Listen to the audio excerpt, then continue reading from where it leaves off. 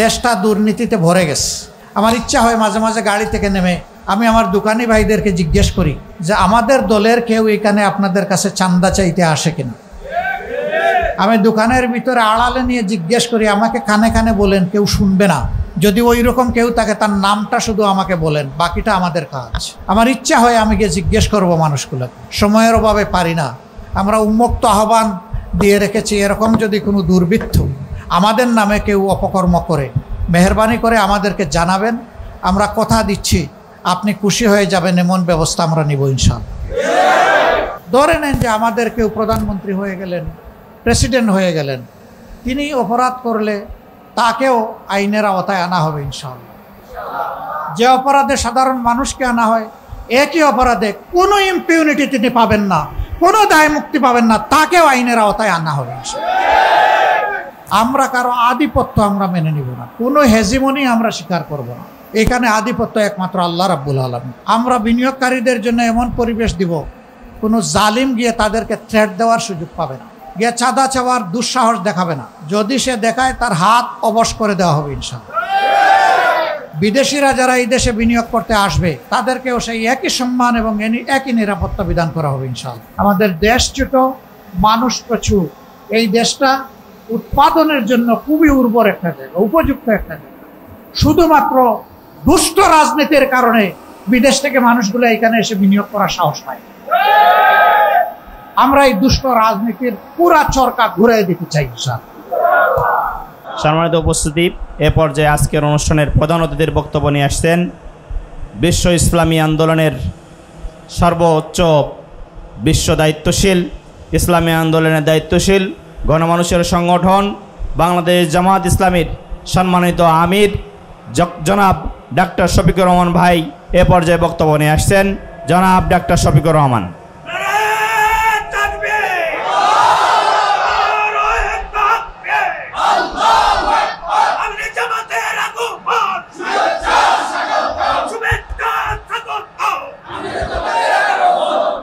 আসসালামু আলাইকুম ওয়া রাহমাতুল্লাহ। সম্মানিত বন্ধুগণ, আপনারা সবাই কেমন আছেন? আলহামদুলিল্লাহ রাব্বিল আলামিন, ওয়াসসালাতু ওয়াসসালামু আলা রাসূলিহিল কারীম ওয়া আলা আলিহি ওয়া সাহবিহি ওয়া আহলি বাইতি আজমাইন। কিছুটা দুর্যোগপূর্ণ আবহাওয়া সত্ত্বেও আপনারা সবাই কষ্ট করে এখানে এসে হাজির হয়েছেন। এই যে তৌফিকটা আল্লাহ তাআলা দান করলেন, এই জন্য আল্লাহর দরবারে শুকরিয়া আলহামদুলিল্লাহ। আপনারা যে কষ্ট করে আসলেন, এই জন্য আপনাদের কাছে আমরা কৃতজ্ঞ। সম্মানিত বন্ধুগণ, বাংলাদেশ আমাদের প্রিয় জন্মভূমি। আল্লাহ তাআলা এই দেশটায় আমাদেরকে পয়দা করেছেন তার একান্ত ইচ্ছা, ভালোবাসায়। আমাদের দায়িত্ব হচ্ছে এখন আমাদের দেশকে আমরা আমাদের নিজ নিজ জায়গা থেকে ভালোবাসব, এই জাতিকে ভালোবাসব। আমরা রাজনীতিতে আমার আগে মহানগরী উত্তর শাখার আমির জনাব মৌলানা সেলিম উদ্দিন বলে গেছেন যে একটা ইতিবাচক ধারণা আমরা সূচনা করতে চাই। এই জন্যে কারো বিরুদ্ধে আমাদের কোনো বক্তব্য নাই, বরঞ্চ আমাদের বক্তব্য যে বাংলাদেশটা কেমন হওয়া উচিত আর এই ক্ষেত্রে আমরা কি করতে চাই। আরেকজনের মন্দ সন্দ বলে আমার কি লাভ? যার মন্দ এটা তো তার সাথে যাবে, এটা তো আমার সাথে আসবে না। বাংলাদেশ জামাতে ইসলামী এটা বিশ্বাস করে যে এই জমিন আসমান সহ তাম সৃষ্টি আল্লাহ তাআলার, এবং আল্লাহ তাআলা বিনা প্রয়োজনে এগুলা সৃষ্টি করেন নাই, বিনা উদ্দেশ্যেও সৃষ্টি করেন নাই। এই সমস্ত সৃষ্টির মধ্যে শ্রেষ্ঠত্বের মর্যাদা দিয়েছেন মানবজাতিকে। মানবজাতিকে বলা হয়েছে আশরাফুল মখলুকাত, সমস্ত সৃষ্টির সেরা। এই সেরা সৃষ্টির কাছ থেকে আল্লাহ তাআলা কি চান? আল্লাহ তাআলা সিম্পল 2-3টা জিনিস চান, বেশি কিছু না। ওমা খালাকতুল জিন্না ওয়াল ইনসা ইল্লা লিয়াবুদুন। জিন এবং মানুষ এই দুই জাতিকে কেবলমাত্র আল্লাহর হুকুম পালন করার প্রয়োজন ছাড়া, আল্লাহর ইবাদত করা ছাড়া অন্য কোনো প্রয়োজনে আল্লাহ বলছেন আমি পয়দা করি নাই। তাইলে বোঝা গেল আমাদের জন্ম থেকে মৃত্যু কাজ আমাদের একটাই, এক দফা কাজ, এটা হচ্ছে আল্লাহ তাআলার গুলামি। স্বাভাবিকভাবে এই প্রশ্ন দেখা দিবে, আল্লাহ তাআলার গুলামি তো আমরা যখন মসজিদে যাই নামাজ পড়ি তখন করি, রমজান যখন আসে 1 মাস রোজা রাখি তখন করি, আমরা সেহরি খাই ইফতার করি তখন করি, তৌফিক থাকলে আমরা হজে যাই তখন করি, তৌফিক থাকলে আমরা আল্লাহর নামে সাদাকা করি, তখন করি। কিন্তু আমি তো একজন মানুষ হিসাবে এই সমাজে আমাকে ব্যবসা বাণিজ্য করতে হয়, চাকরি বাকরি করতে হয়, অনেক সাংসারিক দায়িত্ব পালন করতে হয়। এতগুলা দায়িত্ব পালন করে শুধু আল্লাহর গুলামি কিভাবে করব? সম্মানিত ভাইরা, এগুলো আল্লাহর গুলামি যদি আল্লাহর হুকুম মোতাবেক হয়। নামাজও আল্লাহর গুলামি হবে না যদি আল্লাহর হুকুম মোতাবেক না হয়। আমরা মাগরিবের সালাত আদায় করে এসেছি, ফরজ 3 রাকাত। এখন আমরা যদি বলি যে আমাদের ইমান দুর্বল, ঠিক আছে, আর 1 রাকাত বাড়াই আজকে থেকে 4 রাকাত পড়ব, এটা কি আল্লাহর দরবারে মঞ্জুর হবে? বরঞ্চ আল্লাহর ফায়সালার বিরুদ্ধে যুদ্ধ ঘোষণা করার, বিদ্রোহ করার শামিল হবে। এটা ইবাদত তো কবুল হবেই না, বরঞ্চ বিদ্রোহী হওয়ার জন্য শাস্তি পেতে হবে। তবে হ্যাঁ, কেউ যদি কনফিউশনে পড়ে যায় যে আমার 3 রাকাত হলো নাকি 2 রাকাত হলো, এরকম কনফিউশনে পড়ে যদি কেউ 1 রাকাত বেশি পড়ে, তাহলে ওই যে তার ভুল হয়ে গেছে, তার খেয়ালের ভুল, এই জন্য তাকে সেজদায় সুখ আদায় করতে হবে। কিন্তু ওইটা ইচ্ছা করে বিদ্রোহী না, যে ঠিক আছে 3 রাকাত হয় নাই, আমি আর 1 রাকাত পড়ি, তাইলে আমার 3 রাকাত হয়ে গেছে। ওই সময় আপনি আল্লাহ তাআলাকে ভয় করে কথা বলছেন যে আমি যদি বাড়াবাড়ি করি তাহলে আল্লাহ তাআলার রেকর্ডে আমার সব কিছু চলে যাবে। সুতরাং আমি কোনো অন্যায় কথাই ফোনে বলবো না। ইবাদত, আপনি হাজত সারার জন্য ওয়াশরুমে ঢুকেছেন, আপনি দোয়া পড়ে সেখানে বসেছেন, সেই দোয়ার মাধ্যমে আপনার ওই কাজটা ইবাদতে গণ্য হয়ে যাবে, কারণ আপনি নবীওয়ালা তরিকা এটা আদায় করেছেন। এইভাবে মানব জীবনের প্রত্যেকটা বিষয় ইবাদত হবে যদি এটা আল্লাহর হুকুম এবং নবী সাল্লাল্লাহু আলাইহি সাল্লামের তরিকা মোতাবেক হয়। আর যদি এর বাইরে হয় তাইলে হবে না। তাইলে আল্লাহ চাচ্ছেন আমরা যেন শুধু আল্লাহরই গুলামি করি, অর্থাৎ আল্লাহর নির্দেশের গুলামি করি। সেই নির্দেশই হচ্ছে আল কিতাব, আল কোরআন, কিতাবুল্লাহ। মানুষের 2 নম্বর দায়িত্ব, আল্লাহ তাআলা বলতেছেন, ওই যে ক্বাল রাব্বুকা লিল মালাইকাতি ইন্নী জাইলুন ফিল আরদি খলিফা। হে মানব জাতি, তোমরা স্মরণ করো তোমার সৃষ্টির লগ্নে আমি যখন ফেরেশতাদেরকে একত্রিত করে ঘোষণা দিয়েছিলাম যে আমি আল্লাহ দুনিয়ায় আমার অ্যাম্বাসেডারের জাতি, প্রতিনিধির জাতি পাঠাবো, খলিফার জাতি পাঠাবো।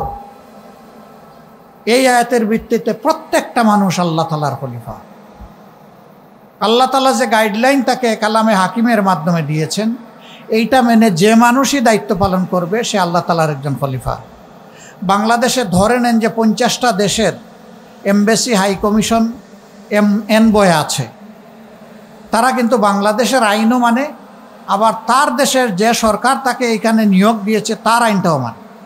ওখান থেকে নির্দিষ্ট করে বলে দেওয়া হয়েছে এই দেশে যাওয়ার পরে এইটা তোমার কাজ, এই গণ্ডির বাইরে গেলে তুমি বিদ্রোহী সাব্যস্ত হবে এবং রাষ্ট্রের বিরুদ্ধে বিদ্রোহ করার অপরাধে তোমাকে প্রয়োজনে মৃত্যুদণ্ড পর্যন্ত দেওয়া যাবে।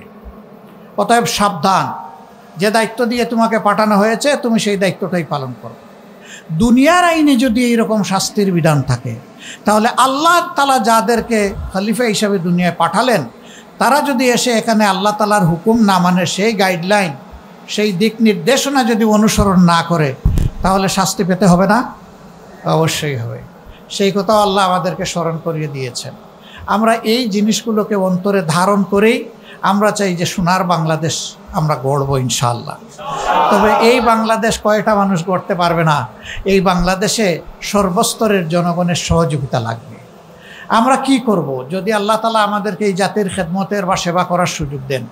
আমাদের 1 নম্বর দায়িত্ব হবে এই দেশের ভাঙ্গাচোরা, কোমর ভাঙ্গা শিক্ষা ব্যবস্থাকে ঠিক করা।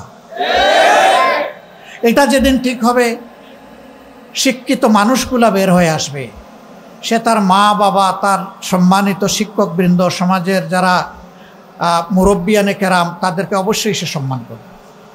প্রত্যেকটা সমবয়সী এবং যারা তার অনুজ তাদেরকে সে স্নেহ করবে।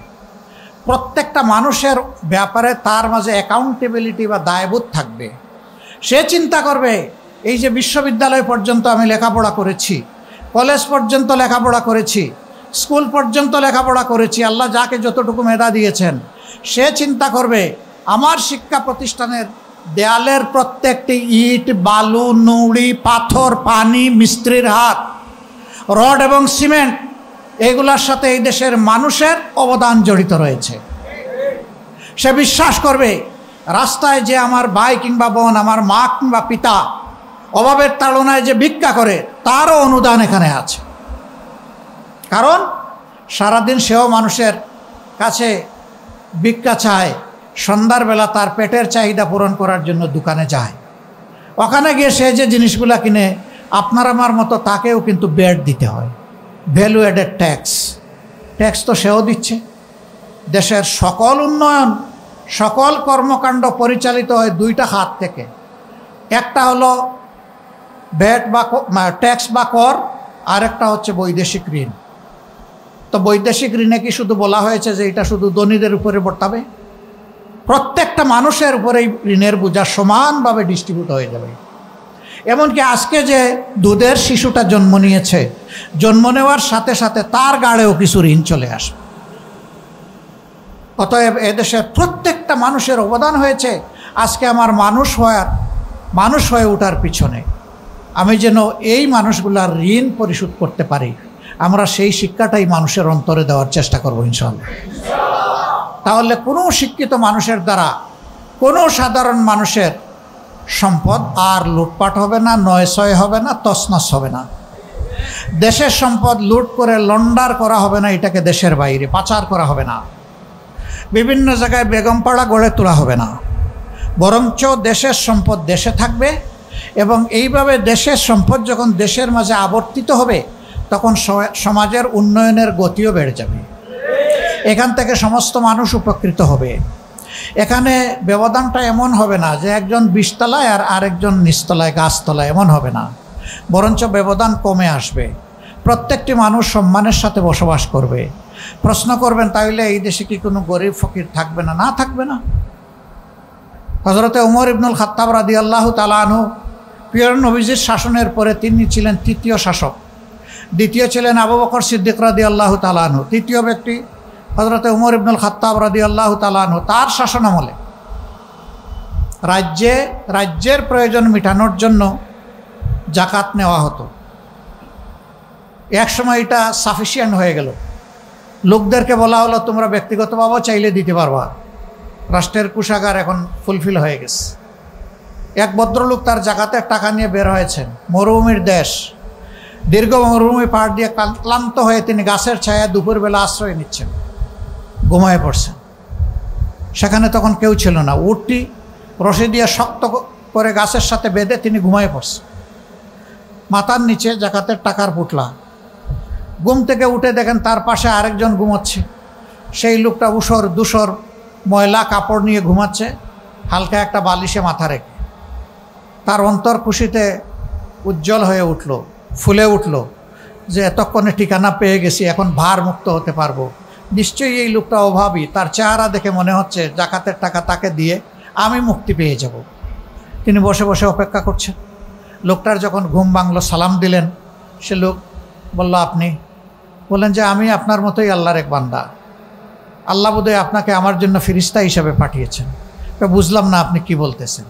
কয়, ভাই আমি কিছু জাকাতের অর্থ নিয়ে কয়েকদিন ধরে ঘুরছি, কিন্তু কোনো ঠিকানা খুঁজে পাচ্ছি না, কারে দিব, কে নিবে, যারে বলি হেই নেয় না। এখন আপনাকে দেখে মনে হয়েছে আপনার হয়তো বা কিছু প্রয়োজন আছে, আল্লাহ এইভাবে আপনাকে দিয়ে আমাকে সাহায্য করছেন, আমাকে মুক্ত করবেন। কয়, ভাই আপনার যে দশা, আমারটা আরও খারাপ। আমি তো 15 দিন ধরে ঘুরতেছি, এই জন্যে আমার চেহারার এই অবস্থা। আমার পুটলায়ও জাকাতের টাকা। That was the scenario. কেন হয়েছিল? সেখানে সমাজে ন্যায় বিচার কায়েম হয়েছিল। যেই সমাজে যে যতটুকু সম্পদের মালিক, ততটুকু নিয়ে সে সন্তুষ্ট ছিল, আরেকজনের সম্পদের দিকে সে দৃষ্টি দেয়নি। আমাদের আফসোস, আমি সবার কথা বলছি না, কিন্তু সাধারণ মানুষ, সমাজের অতি সাধারণ মানুষ সমাজের বড় ক্ষতি করে না ভাই। এমনকি সিসকাচুর যারা, তারাও কোনো বড় ক্ষতি করে না। ডাকাতরাও অত বড় ক্ষতি করে না। যত বড় ক্ষতি হয় একজন শিক্ষিত মানুষের দ্বারা। সকল শিক্ষিত মানুষ না, কিছু শিক্ষিত মানুষের দ্বারা তাদের কলমের কুছায় জাতির কপাল এদিক থেকে ওদিকে ঢলে পড়ে। কেন? এটা ওই যে শিক্ষা ব্যবস্থা দুষ্ট হওয়ার কারণে। আমরা এমন শিক্ষা আমাদের সন্তানদের হাতে তুলে দিতে চাই যেই শিক্ষায় তারা একদিকে মানবিক মানুষ হিসেবে গড়ে উঠবে, আর একদিকে দুনিয়ার সর্বোচ্চ একজন স্কিল দক্ষ মানুষ হিসাবে সে গড়ে। সুতরাং শিক্ষা নিয়ে সে বেকার থাকবে না ইনশাআল্লাহ। আমাদের দ্বিতীয় এজেন্ডা, দেশটা দুর্নীতিতে ভরে গেছে। আমার ইচ্ছা হয় মাঝে মাঝে গাড়ি থেকে নেমে আমি আমার দোকানি ভাইদেরকে জিজ্ঞেস করি যে আমাদের দলের কেউ এখানে আপনাদের কাছে চাঁদা চাইতে আসে কিনা। আমি দোকানের ভিতরে আড়ালে নিয়ে জিজ্ঞেস করি, আমাকে কানে কানে বলেন, কেউ শুনবে না। যদি ওই রকম কেউ থাকে তার নামটা শুধু আমাকে বলেন, বাকিটা আমাদের কাজ। আমার ইচ্ছা হয় আমি গিয়ে জিজ্ঞেস করবো মানুষগুলোকে, সময়ের অভাবে পারি না। আমরা উন্মুক্ত আহ্বান দিয়ে রেখেছি, এরকম যদি কোনো দুর্বৃত্ত আমাদের নামে কেউ অপকর্ম করে মেহরবানি করে আমাদেরকে জানাবেন। আমরা কথা দিচ্ছি আপনি খুশি হয়ে যাবেন, এমন ব্যবস্থা আমরা নিব ইনশাআল্লাহ।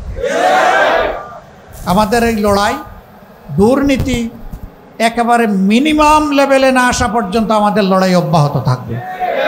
কিন্তু আমাদের লড়াইয়ের উদ্দেশ্য মিনিমাম রাখাও নয়, নির্মূল করা। এটা আমরা জানি একদিনে হবে না। আমরা জানি কাদের বিরুদ্ধে এই লড়াই হবে। আমরা জানি আমাদের সামনে হিমালয় পর্বত দাঁড় করে দেওয়া হবে, কিন্তু আমরা তাদেরকে সুসংবাদ দিয়ে বলতে চাই, কোনো হিমালয় পর্বত আমাদেরকে থামাতে পারবে না ইনশাআল্লাহ। আমাদের 3 নম্বর কাজ, এই সমাজে ইনশাআল্লাহ গরিব ধনী সকল ধর্মের মানুষ, নারী পুরুষ সবার জন্য আমরা ন্যায় বিচার বা সামাজিক সুবিধা নিশ্চিত করতে চাই, এবং এইটা আল্লাহ তাআলার ইনসাফের বিধানের ভিত্তি। এই জন্য আমাদের প্রতীকটাও দাঁড়িয়ে পাবে। এটা নিয়ে যা যুদ্ধ করেছি এটা পাওয়ার জন্য, এটা তো কেড়ে নিয়েছিল আমাদের কাছ থেকে, আপনারা জানেন। আমরা এই ইনসাফের প্রতীক আমরা ছাড়ি নাই, আমরা ছাড়বো না ইনশাআল্লাহ। আমরা ওয়াদা দিব এই প্রতীক হাতে নিয়ে যে সমাজে আমরা সুবিচার কায়েম করব, ধনী গরিব সবাই সমান। ধরে নেন যে আমাদের কেউ প্রধানমন্ত্রী হয়ে গেলেন, প্রেসিডেন্ট হয়ে গেলেন, তিনি অপরাধ করলে তাকেও আইনের আওতায় আনা হবে ইনশাআল্লাহ। যে অপরাধে সাধারণ মানুষকে আনা হয়, একই অপরাধে কোনো ইম্পিউনিটি তিনি পাবেন না, কোনো দায় মুক্তি পাবেন না, তাকেও আইনের আওতায় আনা হবে ইনশাআল্লাহ। তিনি যদি দোষী প্রমাণিত হন, তিনি শুধু রাষ্ট্রের দায়িত্ব হারাবেন না, তিনি একজন ধিক্কৃত ঘৃণিত মানুষ হিসাবে জাতির সামনে প্রমাণিত হন। এই যখন ন্যায় বিচারের ভিত্তি থাকবে, তখন অন্যায় করা কারো পক্ষে অত সহজ হবে না। আমরা এই ন্যায় বিচারটা সবার জন্য নিশ্চিত করার পর আল্লাহ যেন তৌফিক দান করে। আমাদের 4র্থ কমিটমেন্ট, আমরা আল্লাহ ছাড়া কারো কাছে মাথা নত করব না। দুনিয়ার সকল সভ্য দেশের সাথে আমাদের আন্তরিক সম্পর্ক থাকবে, আমাদের বন্ধুত্বপূর্ণ সম্পর্ক থাকবে, কিন্তু সেটা হবে পারস্পরিক শ্রদ্ধা এবং সমতার ভিত্তিতে। আমরা কারো আধিপত্য আমরা মেনে নিব না, কোনো হেজিমনি আমরা স্বীকার করব না। এখানে আধিপত্য একমাত্র আল্লাহ রাব্বুল আলামিন, যিনি আহকামুল হাকিমিন, তার ছাড়া আমরা কারো আধিপত্য মানব না। বাংলাদেশকে অতীতে যারাই যা করেছেন ফরগেট অ্যাবাউট, কিন্তু আগামীর দিন ইনশাআল্লাহ বাংলাদেশ হবে আধিপত্যবাদ মুক্ত ইনশাআল্লাহ। আমাদের 4র্থ বিষয়, একটা দেশ যখন চলে তার একটা অর্থনীতি থাকতে হয়। সেই অর্থনীতিতে ব্যাংক, বিমা সেক্টর, কর্পোরেশন অনেক কিছু থাকবে, তার পাশাপাশি মিল, ফ্যাক্টরি, বিজনেস, ইন্ডাস্ট্রি থাকবে। এই খাতে এখন কোনো শৃঙ্খলা নেই, শুধু লুটপাট আর অনিয়ম। এই খাতে ইনশাআল্লাহ আমরা শৃঙ্খলা ফিরিয়ে আনব। আমরা বিনিয়োগকারীদের জন্য এমন পরিবেশ দিব, কোনো জালিম গিয়ে তাদেরকে থ্রেট দেওয়ার সুযোগ পাবে না, গিয়ে চাঁদা চাওয়ার দুঃসাহস দেখাবে না। যদি সে দেখায় তার হাত অবশ করে দেওয়া হবে ইনশাআল্লাহ। সবাই ক্ষুদ্র দোকানি থেকে, মুদির দোকানি থেকে শুরু করে বৃহৎ শিল্প কারখানার মালিক যারা হবেন, তারা সম্মান এবং নিরাপত্তার সাথে তারা তাদের ব্যবসা পরিচালনা করবে। বিদেশিরা যারা এই দেশে বিনিয়োগ করতে আসবে, তাদেরকেও সেই একই সম্মান এবং একই নিরাপত্তা বিধান করা হবে ইনশাআল্লাহ। কারণ এখন বিশ্বে চলতে হলে পরস্পরের সহযোগিতা লাগবেই। আমাদের দেশ ছোট, মানুষ প্রচুর।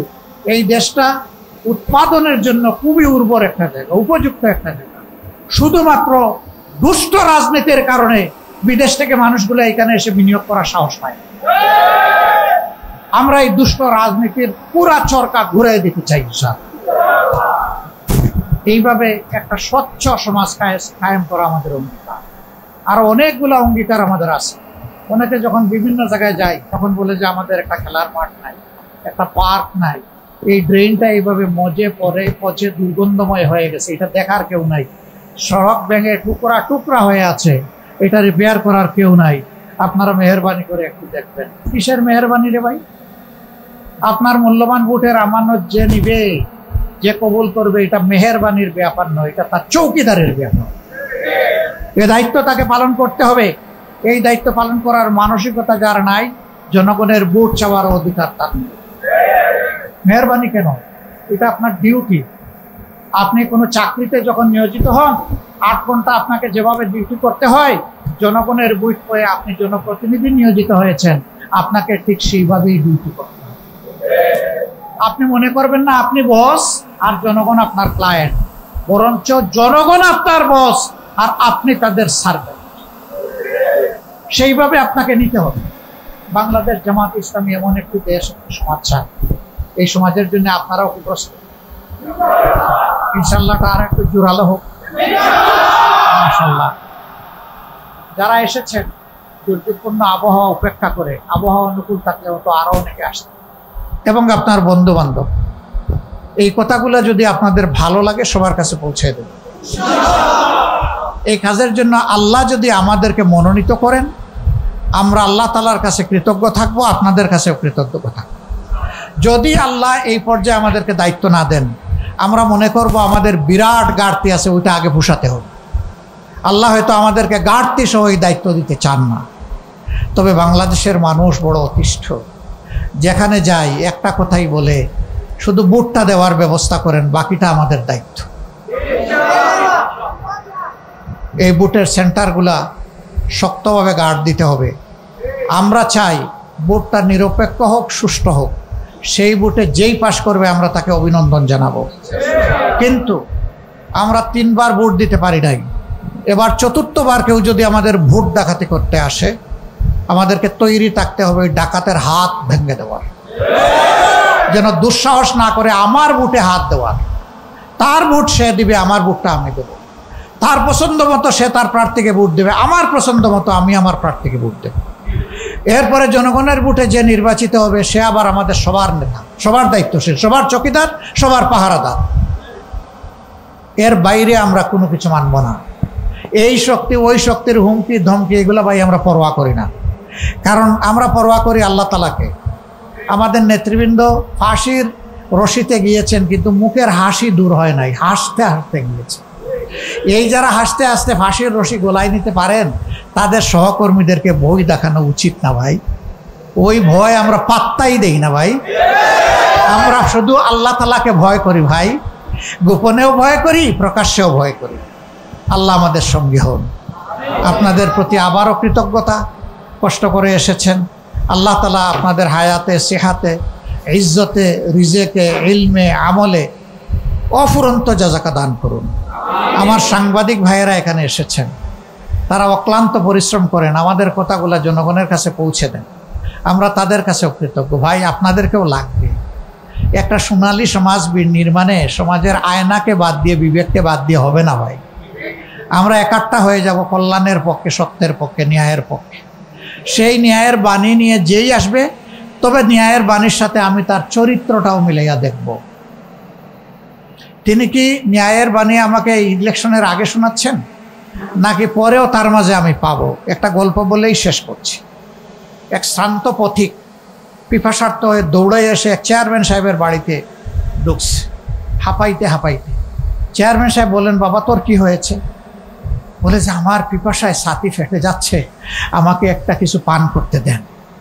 নেই, যা তাড়াতাড়ি নিয়ে আয়।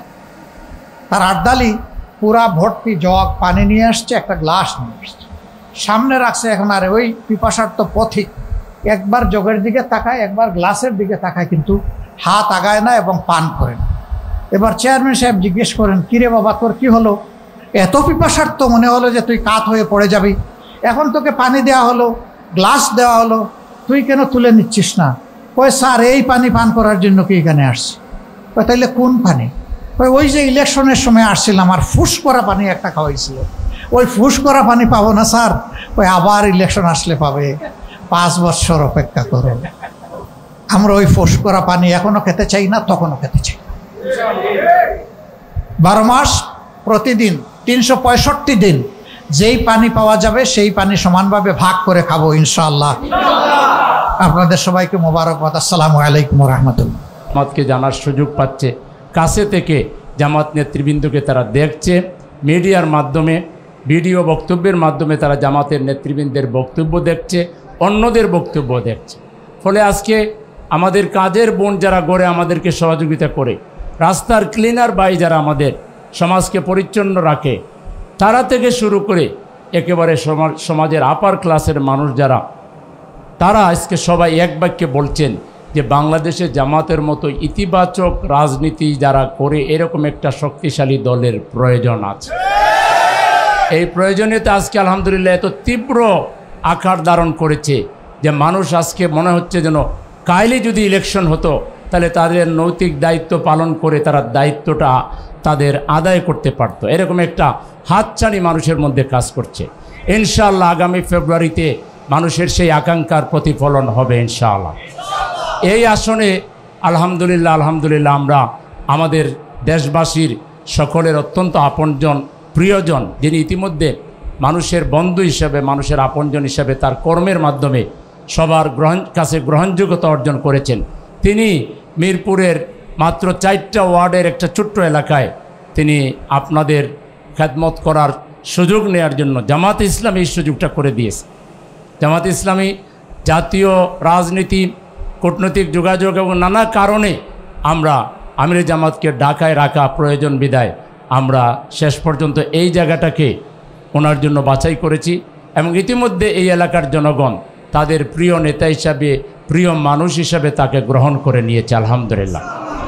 এখন শুধু গ্রহণ করে নিলেই হবে না, যারা এখনও বিভিন্নভাবে আমাদের থেকে দূরে আছে, বিচ্ছিন্ন আছেন, এখনও ভালো করে সব কিছু জানেন না, তাদের কাছে আমিরে জামাত, জামাতে ইসলামী এবং জামাত ইসলামীর কর্মসূচি তাদের সামনে তুলে ধরার ক্ষেত্রে আমাদের সকলের একটা দায়িত্ব আছে কি নাই? সেই দায়িত্ব পালন করতে আমরা রাজি আছি।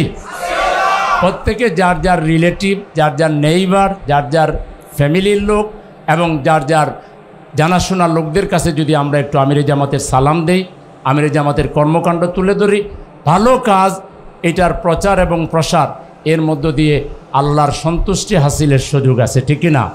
আল্লাহ বলছেন 4টি কাজ যারা করে না তাদের জীবন ধ্বংসের নামান্ত, তাদের জন্য ধ্বংস কামনা করা হয়েছে সূরা আসরের মধ্যে, অল আস ইন্নাল ইনসানা লাফি খুসর। আমরা সবাই হাতে হাত রেখে, কাঁধে কাঁধ রেখে, একসাথে এক দেহ এক প্রাণ হয়ে টিম স্পিরিটের সাথে আমরা এই মিরপুর থেকে আমিরে জামাতকে বিপুল ভোটে জয়লাভ করিয়ে পার্লামেন্টে পাঠিয়ে আমাদের এই এলাকার সুনাম যেমন বৃদ্ধি হবে, এই এলাকার মানুষের অধিকার যেমন প্রতিষ্ঠিত হবে, তেমনি তিনি গোটা বাংলাদেশের সুনাম এবং মর্যাদা বিশ্ব দরবারে তিনি উন্নত করবেন ইনশাআল্লাহ। সেজন্য আমরা সকলে ব্যাপকভাবে তার জন্য পরিশ্রম করা, চেষ্টা করতে রাজি আছি তো? কে কে রাজি আছেন দেখি ইনশাআল্লাহ। আল্লাহ আমাদের সবাইকে কবুল করুন। আপনাদের সবাইকে অনেক অনেক শুভেচ্ছা এবং ধন্যবাদ জ্ঞাপন করে আমার কথা এখানে শেষ করছি। আসসালামু আলাইকুম।